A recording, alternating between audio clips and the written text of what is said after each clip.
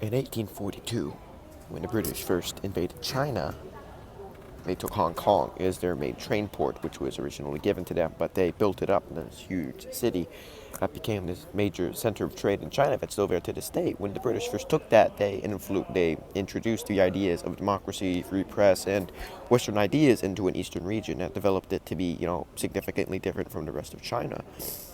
This stems over into modern day with the Chinese communists randomly somehow winning the Civil War for like no apparent reason other than the nationalists were stupid. It led to them not liking free speech. The current president, Xi Jinping, published an article where that was secretly released. The person that released it was arrested for releasing government secrets. Said that it was like the seven things that are deadliest for the Chinese state. One of them was free press, and the other one was like democracy. These are things that are you can see in Hong Kong today. After the 99-year contract the British had was up, they gave Hong Kong back to the Chinese, and it became an autonomous zone for a certain number of years.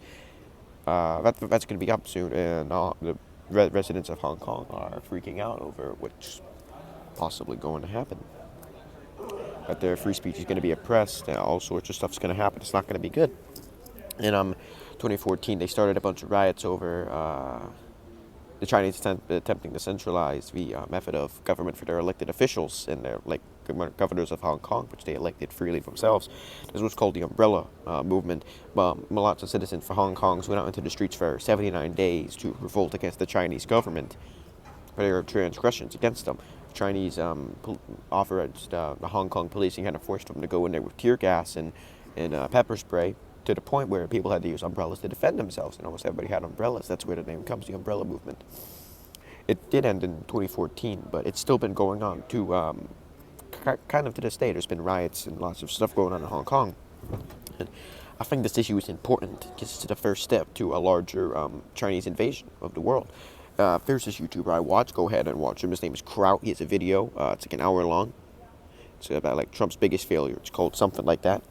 It talks about how China is trying to take over the world. This is their first step, trying to centralize their control over Hong Kong. It's not good. It's not good at all.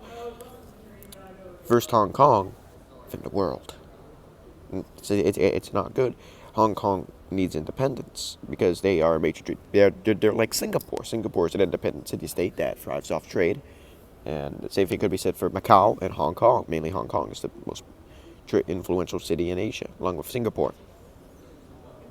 It's really not good over there. If if China takes it, they'll have another trade port.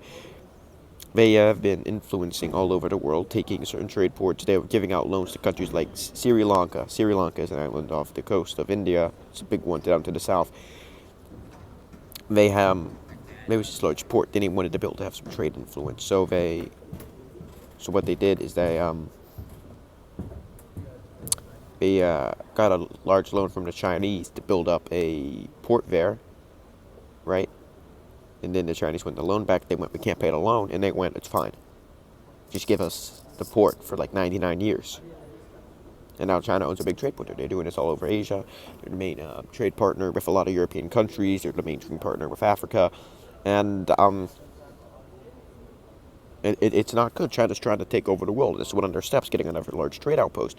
With the stuff that Hong Kong has, this could lead to possibly a purge of a large majority of the population, because they don't like the Communist Party. There are already concentration camps out in Western Sinking. There's the Taiping Square incident, which China says did not happen. Did happen. There could be another one in Hong Kong, and the people are afraid. The people are afraid. This is a big issue. Democracy is necessary. Democracy is necessary. And so the point is, why do I feel like this is important? Because, like I said, China's trying to take over the world. I feel like that. We need to stop looking at like media with like Trump and all that. We need to start looking at what China's doing. Because everybody was watching China. Then Trump became president. Everybody was focused on Trump. And China did this like they said they have all these little strategic outposts all over the Pacific and stuff. And they said, hey, guess what, guys? We're not going to send soldiers there. Like the United States.